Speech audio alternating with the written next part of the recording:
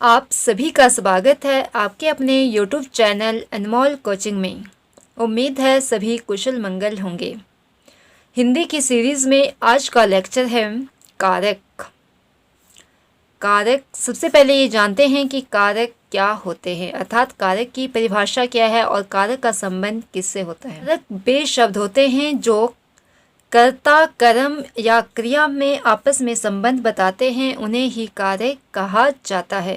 ठीक है, अर्थात यहाँ से कई बार सीधा क्वेश्चन पूछ लिया जाता है कि कारक का संबंध निम्न में से किससे होता है, कर्ता से, कर्म से, क्रिया से या उपयुक्त सभी से।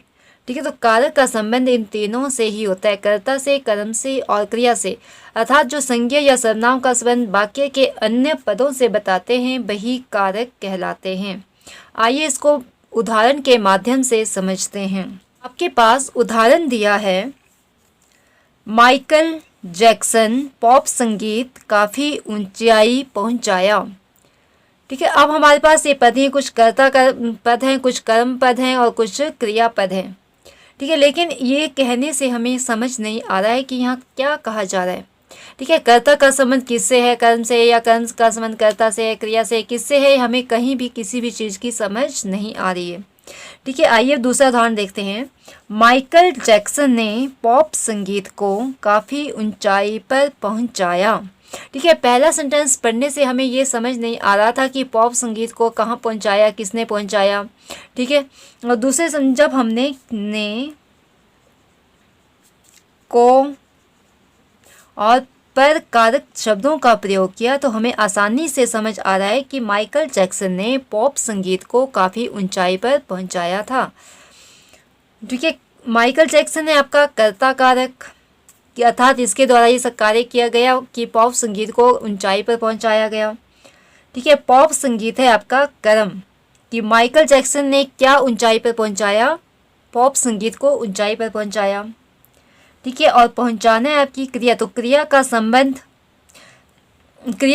कर्म या कर्ता से कौन से शब्द बता रहे हैं, ने, को और पर। ये तीनों ही शब्द आपके क्या हैं, कारक चिन्ह हैं। परसर्ग जिन्हें कहा जाता है या फिर इन्हें विभक्ति चिन्ह कहा जाता है।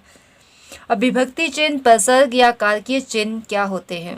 विभक्ति चिन्ह, परसर्ग या कारकीय चिन्ह होते हैं कारक को पहचानने के चिन्ह। ठीक है, कि कौन सा कारक है, कर्ता कारक, कर्म कारक, करण कारक, अधिकरण कारक। ठीक है, इन चिन्हों के माध्यम से ही हम अलग अलग कारकों में भेद कर पाते हैं।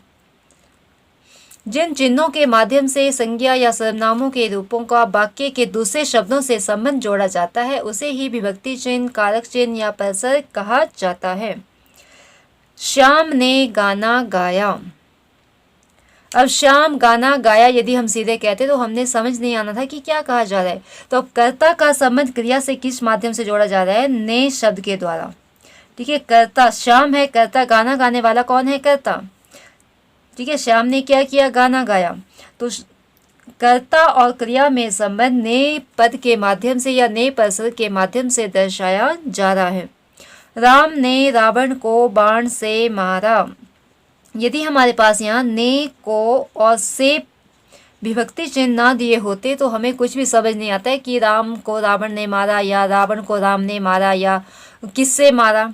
ठीक है, यदि ने, को और से परसर्ग हमने लगा दी तो हमें आसानी से समझ आ रहा है कि राम ने रावण को किससे मारा था, बाण से मारा था। ठीक है, तो यही विभक्ति चिन्ह क्या कहलाते हैं, कारक चिन्ह कहलाते हैं। ठीक है, इन्हीं के माध्यम से हम अलग अलग कारकों में भेद कर पाते हैं। कारक के भेद, हिंदी भाषा में कारक के कुल 8 भेद हैं। कर्ता कारक, कर्म कारक, करण कारक, संपदान कारक, अपादान कारक, संबंध कारक, अधिकरण कारक, संबोधन कारक। आइए अब टेबल के माध्यम से समझते हैं कि किस कारक की विभक्ति चिन्ह क्या है।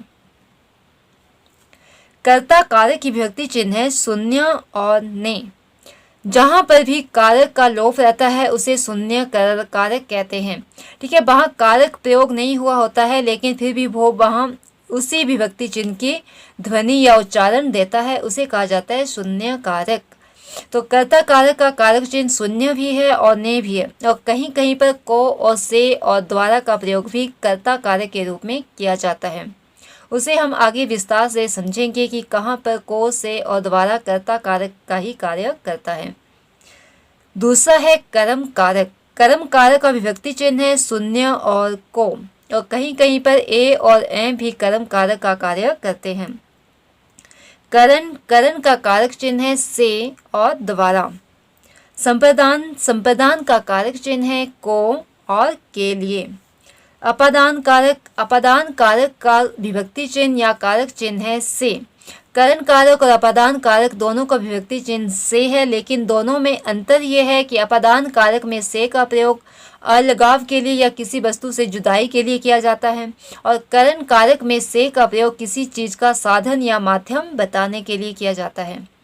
संबंध कारक, संबंध कारक का विभक्ति चिन्ह है का, के, की या ना, ने, नी या फिर रा, रे, री, और अधिकरण का कारक चिन्ह है में, पर। संबोधन कारक का विभक्ति चिन्ह है हे, हो, अरे, अजी इत्यादि, और इसकी पहचान है कि इनके बाद आपका जो भी आपके संबोधन शब्द होते हैं उनके बाद विस्मय आदि बोधक चिन्ह लगा हुआ होता है। आइए अब इन एक कारक को एक एक करके विस्तार से समझते हैं कि कैसे हमने कर्ता कारक की पहचान करनी है, कैसे हम कर्म कारक की पहचान करेंगे, कैसे करण कारक की पहचान करेंगे। एक एक कारक को हम विस्तार से समझेंगे कि कैसे हम इन्हें पहचानें। कर्ता कारक बहुत है, जिसमें वाक्य में हमें पता चलता है कि जो भी कार्य को करता है, ठीक है, वाक्य में जो भी कार्य को करने वाला होता है उसे ही कर्ता कारक कहते हैं। जैसे आपके पास है पेड़ पौधे हमें ऑक्सीजन देते हैं। यदि आपको आसानी से या सीधे देखकर समझ नहीं आता है कि आपका इसमें कौन सा शब्द जो है वो कर्ता है, तो आप कौन प्रश्नवाचक शब्द लगाकर इसका आंसर ढूंढ सकते हैं। ठीक है, कौन शब्द लगाकर जो भी आपको उत्तर मिलेगा वही शब्द क्या होगा, आपका कर्ता कारक होगा। जैसे आपके पास दिया है पेड़ पौधे हमें ऑक्सीजन देते हैं, इसका कौन प्रश्नवाचक शब्द लगाकर प्रश्न बनाइए, कौन हमें ऑक्सीजन देते हैं, तो कौन देते हैं, पेड़ पौधे। ठीक है, कौन शब्द लगाकर हमें आंसर मिल रहा है, पेड़ पौधे, तो पेड़ पौधे शब्द ही क्या है, कर्ता कारक है। भूतकाल की कर्मक क्रिया के साथ ने विभक्ति लगती है। जैसे आतंकवादियों ने पूरे विश्व में आतंक मचा रखा है। ठीक है, ये भूतकाल का भेद है। आसन भूत, निकट भूत में जो कार्य हमारा संपन्न हुआ है उसे ही कहते हैं हम आसन भूत। ठीक है, तो भूतकाल की जो कर्मक क्रिया है, अब कर्मक क्रिया क्या होती है, ठीक है, कर्मक क्रिया होती है जिसमें हमारे साथ कर्म रहता है, स साथ और कर्म कर्म, ठीक है, जिसमें कर्म साथ में होता है, ठीक है, उसे कहते हैं कर्मक क्रिया। तो ये भूतकाल की जो भी कर्मक क्रियाएं हैं उनके साथ ने विभक्ति चिन्ह लगती है। राम ने पत्र लिखा था, ये भूतकाल का आपका है, और राम ने पत्र, राम ने क्या लिखा था, पत्र लिखा था। ठीक है, तो कर्मक क्रिया पहचानने के लिए आपने क्या और किसको प्रश्नवाचक शब्दों से जो भी आपका उत्तर मिलेगा उसे वही आपका कर्म होता है। जैसे राम ने क्या लिखा था, राम ने पत्र लिखा था, तो पत्र ही हमारा क्या है, कर्म है। रमेश ने आम खाया, रमेश ने क्या खाया, आम खाया, तो आम क्या है, कर्म शब्द है। मैंने तो आपको कभी गैर नहीं माना होगा, मैंने किसको गैर नहीं माना, आपको, तो आपको शब्द क्या आपका कर्म है। ठीक है, ये सारे आपके भूतकाल के वाक्य हैं और ये भूतकाल की कर्मक क्रियाएं, अर्थात इन सभी के साथ ने विभक्ति का प्रयोग हुआ है। अगला बिंदु है भूतकाल की अकर्मक क्रिया में विभक्ति का प्रयोग नहीं होगा। ठीक है, अब अकर्मक क्रिया क्या होती है कि अकर्मक, अ नहीं कर्म कर्म, ठीक है, जिसमें कर्म की आवश्यकता नहीं होती है वही अकर्मक क्रिया कहलाती है। और जो भूतकाल की जो भी अकर्मक क्रियाएं होती हैं उनके साथ ने विभक्ति का प्रयोग नहीं होता है। जैसे सीता गई, सीता करता है, गई क्या है, क्रिया है, इसमें हमारे पास कर्म क्या, कर्म नहीं है। तो यहाँ ये समझाने का प्रयत्न कर रही हूँ कि ने विभक्ति का प्रयोग कहाँ होता है और शून्य विभक्ति कहाँ होती है। ठीक है, ने विभक्ति का प्रयोग होता है भूतकाल की कर्मक क्रिया के साथ, और अकर्मक क्रिया के साथ ने विभक्ति का प्रयोग नहीं होता है, वहाँ शून्य चिन्ह होता है। सीता गई, राम गिरा, हम रात भर जागते रहे, बच्चा अभी तो सोया था, महाराज बोले, मैं वहाँ कई बार गया हूँ। ये सभी क्या हैं, आपकी अकर्मक क्रियाएं हैं और ये भूतकाल की कर्मक क्रियाएं हैं, इसलिए इनके साथ ने विभक्ति का प्रयोग नहीं हुआ है। अगला बिंदु है कि वर्तमान और भविष्य काल में भी विभक्ति का प्रयोग नहीं होता। जो भी आपके वर्तमान काल और भविष्य काल और भूतकाल की जो अकर्मक क्रियाएं होती है, इन सभी के साथ नेय विभक्ति का प्रयोग नहीं होता। नेय विभक्ति का प्रयोग होता है केवल और केवल भूतकाल की कर्मक क्रियाओं के साथ। हमेशा ये याद रखें। बालक लिखता है, मेघ बरसेंगे, वह खाना खाता है, बच्चा खेल रहा होगा, हम शाम बाजार जाएगा, वह पढ़ता हो। संभाव्य वर्तमान काल, बालक लिखता है, ये आपका वर्तमान है। मेघ बरसेंगे भविष्य काल का वाक्य है। वह खाना खाता है वर्तमान काल। बच्चा खेल रहा होगा, ये भविष्य काल का वाक्य आपका। शाम बाजार जाएगा, ये भी भविष्य काल होता है था जिसमें आने वाले समय में कार्य होने का बोध हो। वह पढ़ता हो, ये वर्तमान और भविष्य काल के वाक्य हैं जिनके साथ नेय विभक्ति का प्रयोग नहीं होता है। भूतकाल की जो अकर्मक क्रियाएं होती है उनके साथ भी नेय विभक्ति का प्रयोग नहीं होता है। केवल और केवल भूतकाल की कर्मक क्रिया के साथ ही नेय विभक्ति लगती है।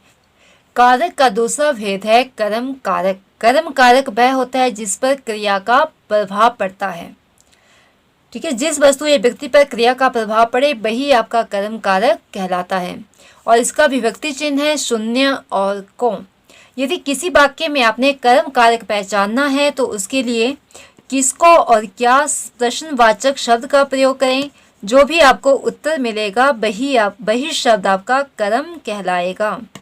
जैसे आपके पास उदाहरण दिए हुए हैं, सुंदरलाल बहुगुणा ने चिपको आंदोलन चलाया। अब यहाँ अगर हम पढ़ने से आसानी से हमें समझ नहीं आ रहा है कि इसमें कौन सा शब्द कर्म है, तो यहाँ पर क्या या किसको प्रश्न शब्द लगाकर प्रश्न बनाएं कि सुंदरलाल बहुगुणा ने क्या चलाया, चिपको आंदोलन चलाया। ठीक है, सुंदरलाल बहुगुणा ने क्या चलाया, चिपको आंदोलन चलाया। तो यही शब्द क्या है आपका कर्म है। राम ने रावण को मारा। राम ने किसको मारा, रावण को मारा। जो प्रश्न करके जो उत्तर मिला हमें वही शब्द होता है हमारा कर्म। तालिबानियों ने पाकिस्तान को रौंद डाला। किसको रौंद डाला, पाकिस्तान को रौंद डाला। तो यही शब्द क्या है हमारा कर्म है। और को इसका कारक चिन्ह है या विभक्ति चिन्ह है। को कारक चिन्ह या विभक्ति चिन्ह, और यहाँ पर आपका शून्य चिन्ह है। शून्य कारक चिन्ह वही होता है जहां पर कारक का लोप हो। जैसे वह रोटी खाता है। अब हम ये तो नहीं बोल सकते कि वह ने रोटी खाता है, यहाँ ने का प्रयोग अनावश्यक है। वह रोटी खाता है, वह क्या खाता है, रोटी खाता है। तो रोटी शब्द क्या है आपका कर्म कारक। भालू नाच दिखाता है, इसकी जगह हम बोलते हैं कि भालू ने नाच दिखाता है। तो यहाँ वाक्य की सौंदर्यता समाप्त हो रही है। ठीक है, इसलिए यहाँ कारक चिन्ह का लोप है। इसके ठीक है, यहाँ कारक चिन्ह का प्रयोग न करने पर भी आपका वाक्य क्या है, कर्म कारक है। यहाँ पर हमारे पास भालू क्या दिखाता है, नाच दिखाता है। तो नाच शब्द क्या है आपका कर्म कारक है। कभी कभी वाक्यों में आपके पास दो कर्मों का प्रयोग भी होता है। ठीक है, दो कर्मों का प्रयोग भी होता है, जिनमें एक मुख्य कर्म होता है और दूसरा गौण कर्म होता है। ठीक है, जहां वाक्य में दो कर्म प्रयुक्त होते हैं वहां पर एक कर्म मुख्य कर्म होता है और दूसरा गौण कर्म होता है।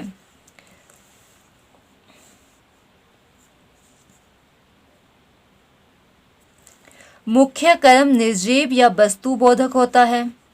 ठीक है, मुख्य कर्म कैसा होता है, निर्जीव या वस्तु बोधक होता है। और जो गौण कर्म होता है वो प्राणी बोधक होता है अर्थात संजीव होता है। ठीक है, संजीव या प्राणी बोधक होता है।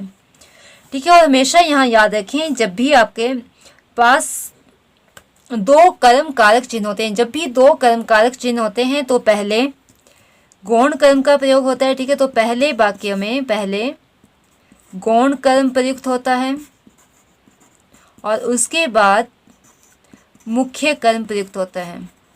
ठीक है, पहले गौण कर्म और फिर बाद में मुख्य कर्म प्रयुक्त होता है। गौण कर्म विभक्ति के साथ होता है और मुख्य कर्म जो होता है वो विभक्ति रहित होता है। ठीक है, जैसे उदाहरण के माध्यम से समझे इसे कि क्या मैं यहाँ बताना चाह रही हूँ। माँ ने बच्चे को दूध पिलाया। अब बच्चा शब्द, माँ ने किसको दूध पिलाया, बच्चे को। बच्चे को क्या पिलाया, दूध पिलाया। अब यहाँ दोनों ही शब्द क्या हैं आपके कर्म हैं, बच्चे और दूध दोनों ही शब्द के आपके कर्म हैं। ठीक है, मैंने अभी पहले आपको बताया कि कर्म ढूंढने के लिए हमें क्या और किसको प्रश्नवाचक शब्द लगाकर प्रश्न बनाना है। ठीक है, तो माँ ने बच्चे को क्या पिलाया? दूध पिलाया। माँ ने किसको दूध पिलाया? बच्चे को दूध पिलाया। तो बच्चे और दूध दोनों ही शब्द क्या हैं? आपके कर्म हैं। अब हमने इसे कैसे देखना है कि कौन गौण कर्म है और कौन मुख्य कर्म है। तो गौण कर्म होता है प्राणी बोधक या संजीव कर्म। तो यहाँ पर संजीव कौन है? बच्चा। तो ये आपका गौण कर्म है और दूध क्या है? मुख्य कर्म है। अब मैंने आपको बताया कि पहले हमेशा गौण कर्म का प्रयोग होता है और बाद में मुख्य कर्म का प्रयोग होता है। यदि आप इस वाक्य को ऐसे लिखते हैं कि माँ ने दूध बच्चे को पिलाया, तो व्याकरणिक दृष्टि से यह वाक्य आपका अशुद्ध वाक्य होगा। जब वाक्य शुद्धि से संबंधित आपके पास प्रश्न आएंगे तो व्याकरणिक दृष्टि से यह वाक्य आपका अशुद्ध वाक्य होगा। शुद्ध वाक्य क्या होगा? जिसमें पहले आपका संजीव का प्रयोग हुआ हो फिर निर्जीव कर्म का। ठीक है, ये आपका शुद्ध वाक्य होगा। किसान ने बैलों को घास दिया। किसान ने बैलों को क्या दिया? घास दिया। किसान ने किसको घास दिया? बैलों को घास दिया। तो ये दोनों ही कर्म आपके, दोनों ही शब्द आपके कर्म हैं। नर्स ने रोगी को दवा पिलाई। नर्स ने किसको दवा पिलाई? रोगी को। नर्स ने रोगी को क्या पिलाई? दवा पिलाई। किसको और क्या शब्द लगाकर हमारे पास जो भी उत्तर मिल रहे हैं वही शब्द आपके कर्म हैं। अगला बिंदु है क्रिया पर कर्म का प्रभाव। ठीक है, अब क्रिया पर कर्म का किस प्रकार से प्रभाव पड़ता है। पहला नियम है कि यदि वाक्य में यदि आपका कर्म चिन्ह रहित हो, उसमें विभक्ति का प्रयोग ना हो तो और कर्ता के साथ क्या विभक्ति लगी हो? ने लगी हो, तो आपकी क्रिया जो है वो कर्म के लिंग अनुसार परिवर्तित होती है। यदि कर्म आपका स्त्रीलिंग है तो क्रिया स्त्रीलिंग होगी। यदि कर्म आपका पुल्लिंग है तो आपकी क्रिया पुल्लिंग होगी। यदि कर्म आपका बहुवचन में है तो आपकी क्रिया भी क्या होगी? बहुवचन में होगी। आइए इसको उदाहरण के माध्यम से अच्छी तरह से समझते हैं। पहला उदाहरण है कवि ने कविता सुनाई। ठीक है, यहाँ पर कवि आपका क्या है? कर्ता, और कर्ता के साथ क्या है? ने विभक्ति चिन्ह। और कवि ने क्या सुनाई? कविता सुनाई। तो कविता शब्द क्या है? आपका कर्म है। और कविता शब्द क्या है? आपका स्त्रीलिंग एक वचन है।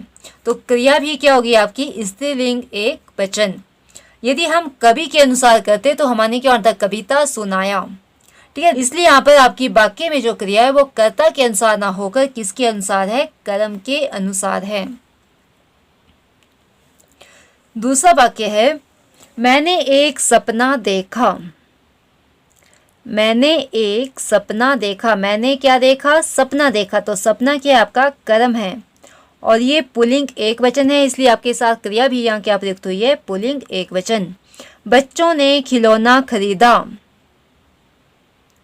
यदि हम बच्चों के अनुसार लगाते तो क्या होता? खरीदे, क्योंकि बच्चों आपका बहुवचन है तो यहाँ होता खरीदे। लेकिन हमारा क्या है? खिलौना पुल्लिंग एक वचन है, इसलिए आपकी क्रिया भी क्या है? पुल्लिंग एक वचन में प्रयुक्त हुई है। बंदर ने केले खाए हैं। बंदर ने क्या खाए हैं? केले खाए हैं। और केले शब्द क्या है? आपका बहुवचन है, तो इसलिए आपकी क्रिया भी क्या है? बहुवचन में खाए हैं। माँ ने रोटी खिलाई। माँ ने क्या खिलाई? रोटी खिलाई। अब रोटी के आपका स्त्रीलिंग शब्द है, इसलिए क्रिया भी आपके पास क्या है? स्त्रीलिंग एक वचन। गुलाम ने अच्छी गजल सुनाई थी। अब गुलाम के अनुसार हम कहते तो सुनाया था, लेकिन गजल के आपका स्त्रीलिंग शब्द है, इसलिए इसके साथ स्त्रीलिंग क्रिया ही प्रयुक्त हुई है। ठीक है, कहाँ ऐसा होगा? जहां आपका कर्म जो होगा वो चिन्ह रहित होगा और कर्ता के साथ ने विभक्ति का प्रयोग हुआ होगा, वहां आपकी क्रिया कर्म के लिंग के अनुसार ही परिवर्तित होगी, लिंग वचन के अनुसार परिवर्तित होगी। दूसरा नियम है यदि वाक्य में कर्ता और कर्म दोनों चिन्ह युक्त हों तो क्रिया सदैव पुल्लिंग एक वचन में होती है। जैसे स्त्रियों ने पुरुष को देखा था। कर्ता स्त्रियां, यहाँ ने विभक्ति का प्रयोग है। पुरुष आपका कर्म है, यहाँ को विभक्ति, अर्थात दोनों ही कर्ता और कर्म दोनों ही या क्या आपके विभक्ति युक्त हैं, दोनों के साथ विभक्ति का प्रयोग हुआ है, तो इसलिए आपकी क्रिया क्या होगी? सदैव पुल्लिंग एक वचन में। ठीक है, देखा पुल्लिंग एक वचन। ठीक है, देखा था ये क्या आपकी एक पुल्लिंग और एक वचन है। दूसरा उदाहरण है शिक्षक ने छात्राओं को पढ़ाया है। यदि हम छात्राओं के अनुसार करते तो क्या होना था, पढ़ाई थी। लेकिन यहाँ क्या हमारा नियम कि दोनों ही जब आपके पास विभक्ति युक्त हो तो आपकी क्रिया सदैव और सदैव क्या होगी, पुल्लिंग एक वचन में ही होगी। गांधी जी ने सत्य और अहिंसा को महत्व दिया है। कर्ता के साथ विभक्ति, कर्म के साथ विभक्ति, तो इसलिए क्रिया क्या आपकी पुल्लिंग एक वचन में प्रयुक्त हुई है। तीसरा नियम है, क्रिया की अनिवार्यता को प्रकट करने के लिए कर्ता में या कर्ता के साथ ने की जगह को विभक्ति का प्रयोग किया जाता है। जैसे उस माँ को बच्चा पालना ही हो, शिवम को पुस्तकें खरीदनी ही होगी। ठीक है, यहाँ शिवम के खरीदना अनिवार्यता से बताया जा रहा है कि उसे पुस्तकें खरीदनी ही होगी, तभी तो वह परीक्षा पास कर पाएगा। अंशु को एमए करना ही होगा। ठीक है, इन तीनों ही वाक्यों में क्रिया की अनिवार्यता को प्रकट किया जा रहा है, इसीलिए कर्ता में ने के साथ को विभक्ति का प्रयोग किया जा रहा है। ठीक है, वैसे कर्ता विभक्ति का कारक चिन्ह क्या होता है, नो होता है या शून्य कारक चिन्ह होता है, लेकिन कहीं कहीं पर कर्ता कार्य के साथ से, को या दोबारा विभक्ति का प्रयोग भी किया जाता है। ठीक है, तो को विभक्ति का प्रयोग अनिवार्यता प्रकट करने के लिए ही किया जाता है। चौथा नियम है, आसक्ति या असमर्थता प्रकट करने के लिए कर्ता में से चिन्ह लगाया जाता है और कर्म चिन्ह जो होता है आपका विभक्ति रहित होता है। जैसे रामानुज से पुस्तक नहीं पढ़ी जाती। यहाँ रामानुज की असमर्थता को प्रकट किया जा रहा है कि वह पुस्तक नहीं पढ़ सकता। शीला से भात नहीं खाया जाता, उससे खेला नहीं जाता। ठीक है, इन तीनों ही वाक्यों में असमर्थता प्रकट की गई है, इसीलिए कर्ता के साथ से विभक्ति चिन्ह का प्रयोग किया गया है और कर्म विभक्ति रहित है। पांचवा नियम है कि यदि कर्ता के साथ आपकी विभक्ति का प्रयोग हुआ है और पहला कर्म भी विभक्ति सहित हो तथा दूसरा कर्म आपका विभक्ति रहित हो, अर्थात उसमें विभक्ति चिन्ह लगा हुआ हो, तो ऐसे में आपकी क्रिया जो होती है वो दूसरे कर्म के अनुसार होती है। या सिंपल हम कह सकें कि जिस वाक्य में आपके दो कर्म होते हैं उसमें क्रिया आपके दूसरे कर्म के अनुसार होती है। जैसे माता ने पुत्री को विदाई के समय बहुत धन दिया। धन आपका पुल्लिंग शब्द है, इसीलिए क्रिया भी क्या आपकी पुल्लिंग क्रिया है, पुल्लिंग एक वचन है। पिता ने पुत्र को या पुत्री को बधाई दी। कारक का तीसरा भेद है करण कारक, और करण कारक होता है क्रिया का माध्यम या साधन। ठीक है, यहाँ पर क्या देखा जाता है, क्रिया का माध्यम या साधन या उपकरण, कि क्रिया करने का साधन क्या है, उपकरण क्या है या उसका माध्यम क्या है। ठीक है, वाक्य में जिस भी माध्यम से आपका कार्य किया जाता है उसे ही करण कारक कहते हैं, और इसके विभक्ति चिन्ह होते हैं से, के, द्वारा और शून्य विभक्ति चिन्ह। शून्य विभक्ति चिन्ह वहाँ लगाया जाता है जहाँ चिन्ह का लोप होता है। उदाहरण के माध्यम से इसको अच्छी तरह से समझते हैं। पहला उदाहरण है, इस कलम से पूरी कहानी लिख लो। अब इस वाक्य में क्रिया का माध्यम क्या है, क्रिया है कहानी लिखना। ठीक है, क्रिया है लिखना, तो कहानी किस माध्यम से लिखी जा रही है, कलम से।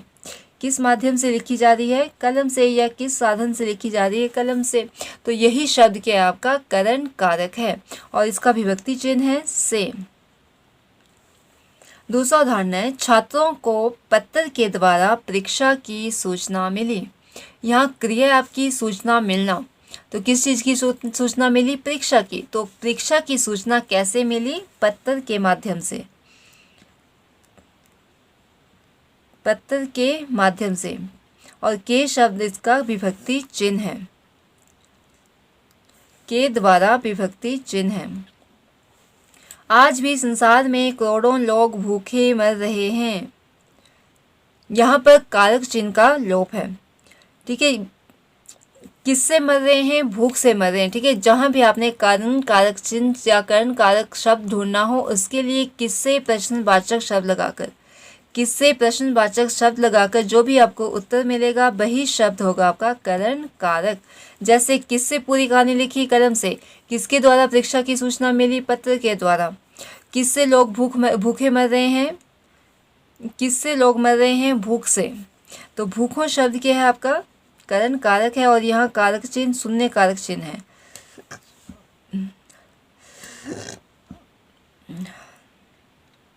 मैं आपको आंखों देखी खबर सुना रहा हूँ। किससे देखी खबर सुना रहे हो? आंखों से देखी। यहाँ भी आपका कारक चिन्ह शून्य कारक चिन्ह का प्रयोग हुआ था। कारक चिन्ह का यहाँ लोप है। कारक चिन्ह का लोप वहाँ होता है जहाँ पर कारक चिन्ह अनावश्यक प्रतीत हो। ठीक है, वहाँ पर कारक चिन्ह आपका नहीं लगाया नहीं जाता, लेकिन फिर भी वह उस चिन्ह की ध्वनि या उस चिन्ह का उच्चारण देता है। कारक का चौथा मुख्य भेद है संप्रदान कारक। संप्रदान का अर्थ होता है देना। कर्ता कारक जिसके लिए या जिस उद्देश्य से देता है या जिस उद्देश्य से कार्य करे उसे ही संप्रदान कारक कहते हैं। और इसकी विभक्ति चिन्ह है को, के लिए। इसकी विभक्ति चिन्ह है को और के लिए। इसकी पहचान है किसके लिए शब्द लगाकर जो भी आपको उत्तर मिलेगा वही संप्रदान कारक होगा। जैसे उदाहरण है आपके पास, माँ ने बच्चों को मिठाई दी। माँ ने किसके लिए मिठाई दी? बच्चों के लिए या बच्चों को मिठाई दी। तो बच्चों शब्द ही कि आपका संप्रदान कारक शब्द है और इसका विभक्ति चिन्ह है को। मैं सूरज के लिए चाय बना रहा हूँ।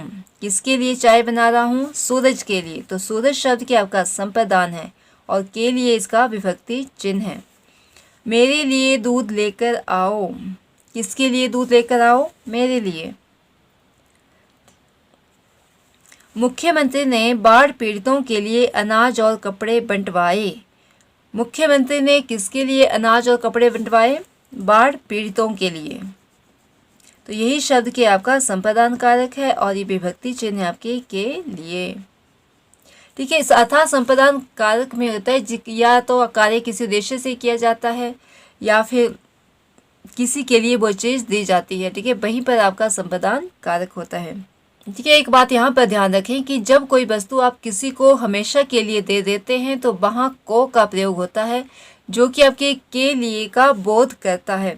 जैसे अभी आपने सेंटेंस में पढ़ा कि माँ ने बच्चों को मिठाई दी। अब मिठाई दी तो वो उन्होंने हमेशा के लिए दे दी। ये तो है नहीं कि वो चीज़ उनसे उन्होंने वापस लेनी थी, है ना, जो हमेशा के लिए दे दी। तो इसलिए यहाँ को विभक्ति कारक का प्रयोग हुआ है। एक बात यहाँ ध्यान रखें कि यहाँ जो आपका को कर्ता कारक प्रयुक्त होता है वो किसी को जो जब आप हमेशा के लिए कोई चीज़ दे देते हैं तो उसके साथ को विभक्ति कारक का प्रयोग होता है। वैसे आपका को विभक्ति कारक चिन्ह जो है वो कर्म कारक का विभक्ति चिन्ह है। कर्म कारक में आपने देखा होगा कि यहाँ को विभक्ति का प्रयोग हुआ है और कर्म कारक में भी को विभक्ति का प्रयोग होता है।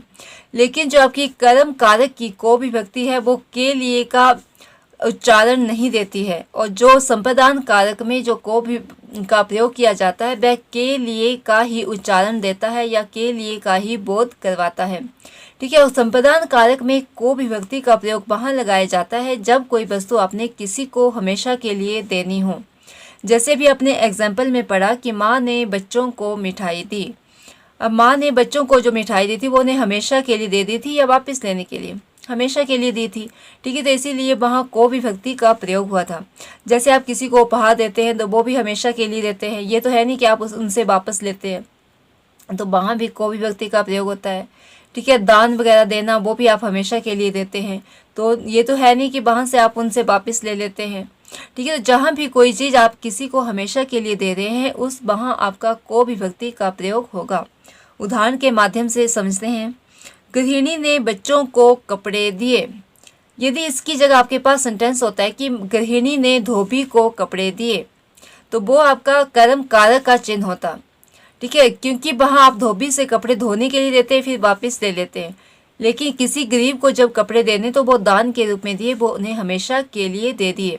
तो यहाँ जो आपका को विभक्ति चिन्ह है वह के लिए का ही बोध करवाता है। जैसे गृहिणी ने गरीबों के लिए कपड़े दिए। दूसरा वाक्य था गृहिणी ने धोबी को कपड़े दिए, तो वहाँ जो को शब्द है वो के लिए का बोध नहीं करवा रहा है। ठीक है, गृहिणी ने धोबी के लिए कपड़े नहीं दिए थे, धोबी को धोने के लिए कपड़े दिए थे, फिर उससे उन्होंने वापस लेने थे। दूसरा उदाहरण है माँ ने बच्चों को मिठाइयाँ दी। माँ ने बच्चों के लिए मिठाइयाँ दी। आदि के लिए भी संप्रदान कारक के चिन्ह का ही प्रयोग किया जाता है। जैसे पिताजी को नमस्कार, पिताजी के लिए नमस्कार। सूर्य को नमस्कार, सूर्य के लिए नमस्कार। संप्रदान कारक में को और के लिए के अतिरिक्त के वास्ते और के निमित्त शब्दों का भी प्रयोग होता है जो के लिए का ही बोध करवाता है। जैसे रावण के वास्ते ही रामावतार हुआ था, रावण के लिए ही रामावतार हुआ था। दूसरा, यह चावल पूजा के निमित्त हैं, यह चावल पूजा के लिए हैं। ठीक है, जो के वास्ते और के निमित्त शब्द हैं वह के लिए का ही बोध करवाते हैं। कारक का पांचवा मुख्य भेद है अपादान कारक। अपादान कारक अलगाव का बोध करवाता है। वाक्य में जिस भी व्यक्ति वस्तु या स्थान से किसी व्यक्ति वस्तु या स्थान की जुदाई हो रही हो वहाँ होता है आपका अपादान कारक। इसके अलावा अपादान कारक वहाँ होता है जहाँ कोई भी हमारा भाव हो, भाव जैसे हमारी प्रेम, घृणा, लज्जा, घृणा, ईर्ष्या, डर, सीखने का भाव इत्यादि। ठीक है, जितने भी भाव होते हैं उनकी अभिव्यक्ति के लिए भी अपादान कारक का ही प्रयोग किया जाता है और इनका विभक्ति चिन्ह होता है से। अपादान कारक का विभक्ति चिन्ह होता है से। अपादान कारक में जो जुदाई होती है वो होती है स्थिर वस्तु से। स्थिर वस्तु से जुदाई अर्थात आपकी कोई वस्तु एक जगह खड़ी रहती है और उससे दूसरी चीज जुदा हो जाती है। ठीक है, तो किससे जुदाई होती है? स्थिर वस्तु से जुदाई होती है। आइए इसको उदाहरण के माध्यम से समझते हैं। पहला उदाहरण है, पतझड़ में पेड़ों से पत्ते गिरने लगते हैं। तो इसकी पहचान है किससे प्रश्नवाचक शब्द लगाकर आप पहचान सकते हैं। ठीक है, किससे पत्ते गिरने लगते हैं? पेड़ों से पत्ते गिरने लगते हैं। तो पेड़ों शब्द ही आपका क्या है? अपादान कारक है और से इसका विभक्ति चिन्ह है। यहाँ अलगाव का या जुदाई का भाव है। पेड़ वहीं आपका स्थिर है और पत्ते वहां से गिर के अलग हो रहे हैं। मेरा घर शहर से दूर है, यहाँ दूरी का भाव है। गंगा हिमालय से निकलती है, यहाँ भी आपका जुदाई का भाव है। हिमालय पर्वत वहाँ खड़ा है और गंगा वहाँ से जुदा हो रही है। उसकी बहन मुझसे लज्जाती है, यहाँ लज्जा का भाव है। किससे लज्जाती है? मुझसे लज्जाती है, तो यहाँ आपका लज्जा का भाव है। हिमालय पर्वत यहाँ आपका अपादान कारक है और इससे इसका विभक्ति चिन्ह है। खरगोश बाघ से बहुत डरता है, यहाँ डर का भाव है। किससे डरता है? बाघ से डरता है। तो बाघ शब्द आपका अपादान कारक है और से विभक्ति चिन्ह है। मैं आज से पढ़ने जाऊंगा, यहाँ सीखने का भाव है। कब से पढ़ने जाएगा? आज से।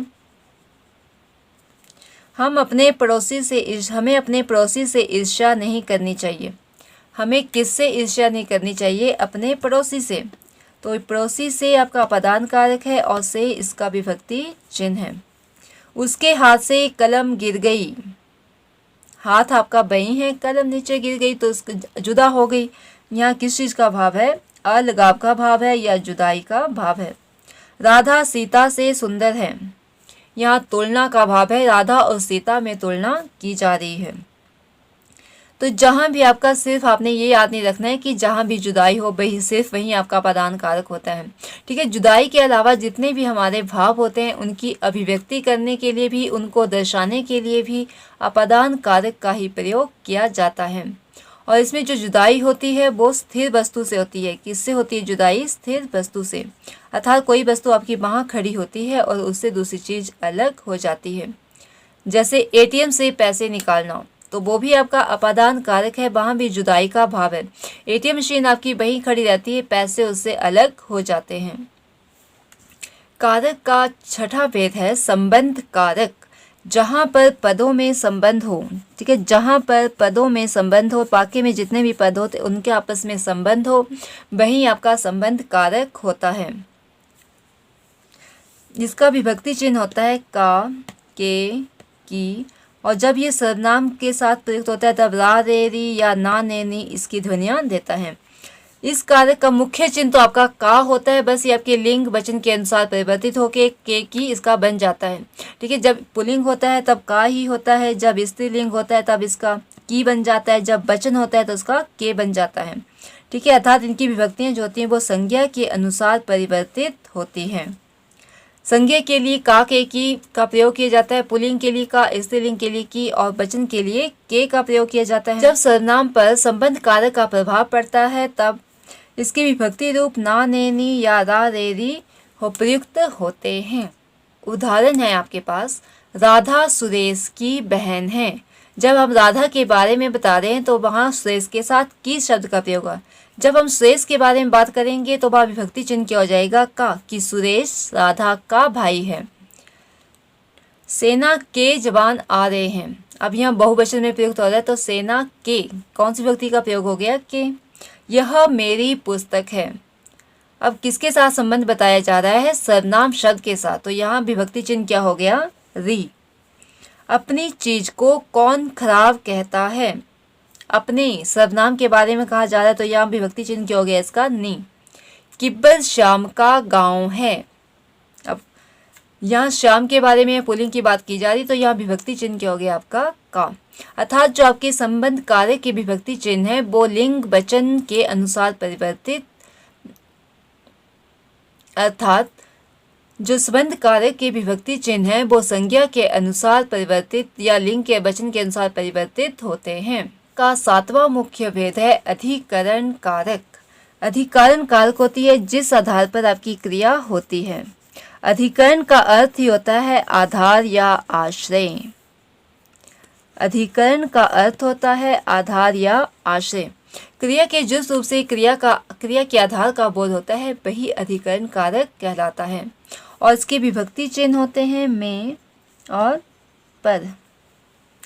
अधिकरण कारक के विभक्ति चिन्ह होते हैं में और पर। अधिकरण कारक की पहचान आप किस में, किस पर या कहाँ प्रश्नवाचक शब्द लगाकर इनकी पहचान आप कर सकते हैं। उदाहरण है, पानी में मछली रहती है। मछली किस में रहती है, पानी में रहती है, तो पानी शब्द ही क्या है आपका अधिकरण कारक है या आधार है और में इसका विभक्ति चिन्ह है। पुस्तक मेज पर है, पुस्तक किस पर है, मेज पर है, तो मेज शब्द के आपका अधिकरण कारक और पर इसका विभक्ति चिन्ह है। भंवरा फूलों पर मंडरा रहा है। भंवरा किस पर मंडरा रहा है, फूलों पर मंडरा रहा है, तो फूलों शब्द के आपका अधिकरण कारक और पर इसका विभक्ति चिन्ह है। बिल्ली चटाई पर बैठी है। बिल्ली कहाँ पर बैठी है, चटाई पर बैठी है। कमरे में पंखा चल रहा है। पंखा कहाँ चल रहा है, कमरे में चल रहा है। तो भी अधिकरण कारक की पहचान करने के लिए आप किसमें, किस पर या कहाँ प्रश्नवाचक शब्द का प्रयोग करके इसका जो भी उत्तर मिले वही शब्द आपका अधिकरण कारक होगा। कारक का अंतिम भेद है संबोधन कारक। संबोधन कारक होता है किसी को पुकारना, जहाँ पर किसी को पुकारने का, चेतावनी देने का या किसी को बुलाने का या किसी का ध्यान बंटाने का भाव हो, वहाँ होता है आपका संबोधन कारक। और इसकी पहचान करते हैं कि इसके जो भी आपके संबोधन शब्द होते हैं उनके साथ विस्मय आदि बोधक का प्रयोग होता है।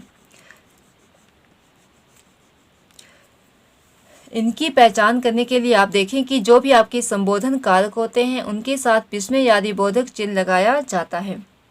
जैसे आपके पास कुछ उदाहरण दिए हैं, हे ईश्वर रक्षा करो।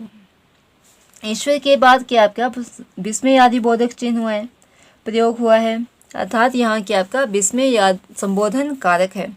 अरे श्याम तुम कहाँ गए थे। श्याम के बाद आपका क्या लगा है, विस्मय आदि बोधक चिन्ह, अर्थात ये भी आपका संबोधन कारक है। हम श्याम को बुला रहे हैं। हे राम मेरी पुकार सुनो। बालकों कहाँ जा रहे हो। अरे बच्चों शोर मत करो। ये सारे के आपके संबोधन कारक हैं। आइए अब हम कारक के भेद को चार्ट के माध्यम से पढ़ते हैं कि कारक का विभक्ति चिन्ह क्या है, उसकी पहचान हम कैसे कर सकते हैं।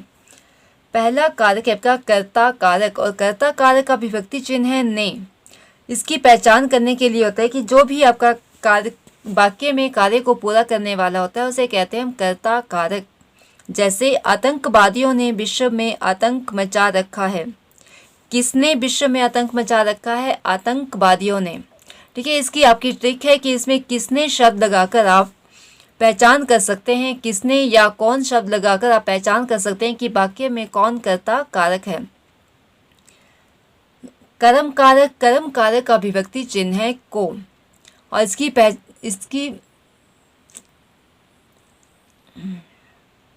कर्म कर्म कारक का विभक्ति चिन्ह है को और वाक्य में जिस भी शब्द पर क्रिया का प्रभाव पड़े वही शब्द आपका कर्म कारक कहलाता है। और इसकी पहचान करने के लिए आप किसके या क्या शब्द लगाकर जो भी आपको उत्तर मिले वही शब्द होगा आपका कर्म कारक। जैसे आपके पास उदाहरण दिया है, सुंदरलाल बहुगुणा ने चिपको आंदोलन चलाया। सुंदरलाल बहुगुणा ने क्या चलाया? चिपको आंदोलन चलाया। तो चिपको आंदोलन शब्द ही आपका कर्म कारक है। करण कारक की विभक्ति चिन्ह है से और के द्वारा और इसमें देखा जाता है क्रिया का माध्यम। ठीक है, क्रिया जिस भी माध्यम से हो रही है वही शब्द आपका करण कारक कहलाता है। जैसे बच्चे गेंद से खेल रहे हैं, इसके लिए आप किससे शब्द लगाकर जो भी आपको उत्तर मिलेगा वही शब्द आपका करण कारक होगा।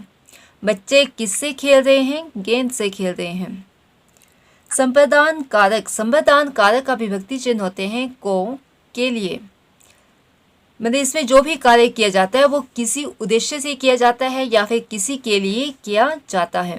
जैसे राजा ने गरीबों को कंबल दिए। राजा ने गरीबों के लिए कंबल दिए। किसके लिए कंबल दिए? गरीबों के लिए कंबल दिए। ठीक है, तो इसके लिए आप किसके लिए शब्द लगाकर पहचान सकते हैं कि आपका संप्रदान कारक शब्द कौन सा है। अपादान कारक से जहाँ जुदाई का भाव हो या फिर जितने भी हमारे भाव होते हैं उनकी अभिव्यक्ति के लिए भी हम अपादान कारक का प्रयोग करते हैं। और यहाँ पर जुदाई होती है आपकी स्थिर वस्तु से। कोई चीज़ आपकी वहीं खड़ी होती है और दूसरी वस्तु से अलग हो जाती है। जैसे पेड़ से पत्ते गिरते हैं, पेड़ आपका स्थिर होता है और वहाँ से पत्ते उसके अलग हो जाते हैं। संबंध कारक की विभक्ति चिन्ह है का, के, की और जब इसकी कारक का प्रभाव सर्वनाम पर पड़ता है तब आपके विभक्ति चिन्ह हो जाते हैं ना, ने, नी या रा, रे, री। जहाँ पर पदों में संबंध बताया जाता है वहाँ संबंध कारक होता है। जैसे मोहन राधा का भाई है, मोहन का राधा से संबंध बताया जा रहा है तो यहाँ का विभक्ति चिन्ह का प्रयोग हुआ है। अधिकरण कारक के विभक्ति चिन्ह है में, पे, पर, ऊपर इत्यादि और इसमें देखा जाता है क्रिया का आधार, क्योंकि अधिकरण का अर्थ ही होता है आधार या आश्रय। इसमें देखा जाता है कि क्रिया का जो भी आधार होता है वही शब्द आपका अधिकरण कारक होता है। और उसकी पहचान के लिए आप किस में या किस पर शब्द लगाकर जो भी आपको उत्तर मिलेगा वही शब्द आपका अधिकरण कारक होगा। जैसे मछली जल में रहती है, मछली किस में रहती है? जल में रहती है। वैसे ही आप किस पर या कहाँ शब्द लगाकर भी आपको जो उत्तर मिलेगा वही आपका अधिकरण कारक होगा। संबोधन कारक के विभक्ति चिन्ह है हे, अरे, ओ, हाय, अजी इत्यादि और इसमें आपका किसी को पुकारने के लिए, किसी को बुलाने के लिए, चेतावनी देने के लिए या किसी का ध्यान बंटाने के लिए जिन शब्दों का प्रयोग करते हैं वही आपके संबोधन कारक विभक्ति चिन्ह होते हैं। आइए अब अंतर देखते हैं कर्म कारक और संप्रदान कारक में क्या अंतर होता है। ठीक है, संप्रदान कारक का विभक्ति चिन्ह आपका को होता है और कर्म कारक का विभक्ति चिन्ह भी को होता है। तो दोनों को में क्या अंतर है, कैसे हमने इनको पहचानना है। जो कर्म कारक का को विभक्ति चिन्ह होता है वो के लिए का बोध नहीं करवाता है और जो संप्रदान कारक का को होता है वो के लिए का बोध करवाता है। जैसे आइए इन दोनों एग्जाम्पल में देखते हैं। पहला एग्जाम्पल है सुंदरलाल बहुगुणा ने चिपको आंदोलन चलाया, अर्थात सुंदरलाल बहुगुणा ने चिपको आंदोलन को चलाया। यहाँ हम के लिए लगाएंगे तो इसका मतलब अर्थ का अनर्थ हो जाएगा। ठीक है, जैसे सुंदरलाल बहुगुणा ने चिपको आंदोलन के लिए चलाया तो यह आपका वाक्य जो है सही नहीं है, हमें उच्चारण करने में ये सही नहीं लग रहा है क्योंकि अर्थात यह जो आपका को है वो के लिए की ध्वनि नहीं दे रहा है या के लिए का बोध नहीं करवा रहा है। जो संप्रदान कारक का को होता है वो के लिए का बोध करवाता है। जैसे राजा ने गरीबों को कंबल दिए तो राजा ने गरीबों के लिए कंबल दिए। अगर हम ऐसा भी कहते हैं तब भी आपका वाक्य क्या होगा, सही होगा। करण कारक और अपादान कारक के विभक्ति चिन्ह होते हैं से, तो दोनों में क्या अंतर है, कैसे हम दोनों कारकों की पहचान कर सकते हैं कि कहाँ करण कारक है और कहाँ अपादान कारक है। जो करण कारक का से विभक्ति चिन्ह है वो क्रिया का माध्यम होता है। ठीक है, जिस भी माध्यम से आपकी क्रिया की जा रही होती है वही आपका करण कारक होता है। और अपादान कारक में जुदाई का भाव या कोई भी हमारे जो भाव होते हैं उनकी अभिव्यक्ति के लिए इसका प्रयोग किया जाता है। यही दोनों में मुख्य अंतर है। उम्मीद है कारक से संबंधित आपके जितने भी डाउट थे वो क्लियर हुए होंगे। यदि आपको वीडियो पसंद आई तो लाइक करें, कमेंट करें, शेयर करें तथा चैनल को जरूर सब्सक्राइब करें और साथ में दिए गए बेल आइकन को प्रेस करें ताकि आपको अगली वीडियो की नोटिफिकेशन प्राप्त हो सके। धन्यवाद।